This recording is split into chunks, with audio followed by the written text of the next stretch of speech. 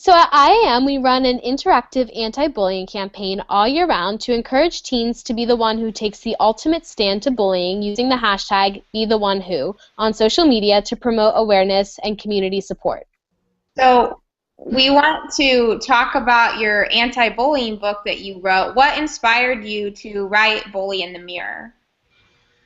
I think what inspired me the most was kids in general. I mean, I couldn't.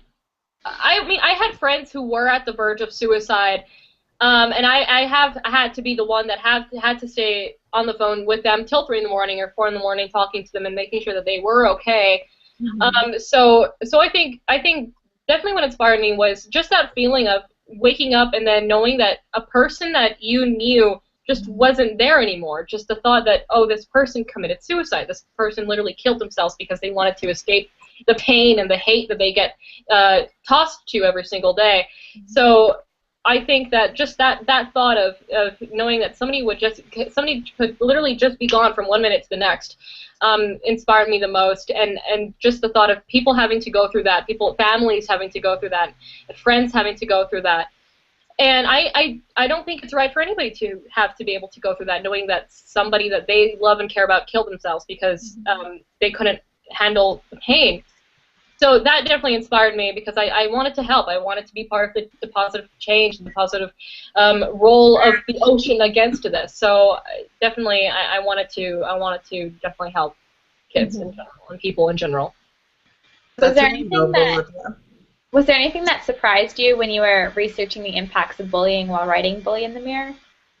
If there is one thing that surprised me is that bullying really does start very, very early on in life. I've spoken to audiences ranging from ages 5 to 75 and probably older. And bullying really does start very young. When I speak to kindergarten audiences, they are talking about a kid, calling them names or a kid pushing them around. And I think that surprised me the most is that it starts literally right after you are born. You are literally thrown into this world kicking and screaming, and you're thrown into this world that may not always be so positive. And bullying really starts really young, and I think the most important thing is to teach kids very, very early on in age to really be respectful and to really love and to really be kind to one another and be kind to themselves, and to really know that everybody needs to be taken care of in this world, and everybody needs a shoulder to cry on sometimes. And definitely to teach kids that it's okay. It's just because if you are going through something, and most likely because bullying comes from home, if you are going through something at home, you do not have to reflect onto other people what has been reflected onto you. You have the power to change it. So as much as I think victims of bullying can get past the torment, I also believe that bullies themselves can change because bullying is a learned behavior. Wow. Wow. Never thought of it that way.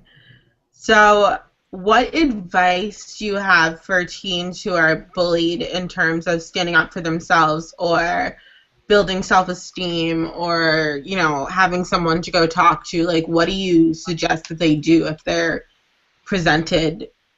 they find themselves in this situation? There is something that I always tell people is that there is not only one solution to every problem, but there are things that you can do to prevent your problem from happening. And it's like I said before, one of the most important things is communication, and also keeping your inner power. It's something that I just speak really, really strongly about all the time, is keeping your inner power and making sure that you know that you are an important human being, and knowing that you are powerful, and knowing that bullies cannot use your power as their own. And I think that the most important thing is being confident in who you are, being confident in your inner power, and having your self-esteem built up. And there are things that you can do to build your self-esteem, like instead of looking in the mirror and saying all the negative things about yourself, you look in the mirror and say all the positive things, all the things that you love about yourself. And automatically your brain subconsciously will start thinking of those good things. And I think that just being powerful as not necessarily as a victim, but as a person, is the most important thing.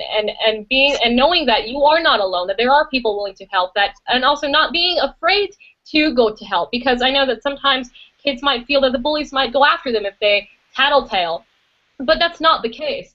I find that 95% of the time that victims go and get help from an adult, or any kind of adult, a teacher, a parent, an aunt, an uncle, that the bullying does somehow get put to an end. And once one person sees somebody doing something, the other person will, and that's why also the bystander is very afraid. And you might be the only person that would be willing to help. And by helping, you might even be able to save their life. So it's definitely going to an adult and getting help, and making sure that things will be put to a stop.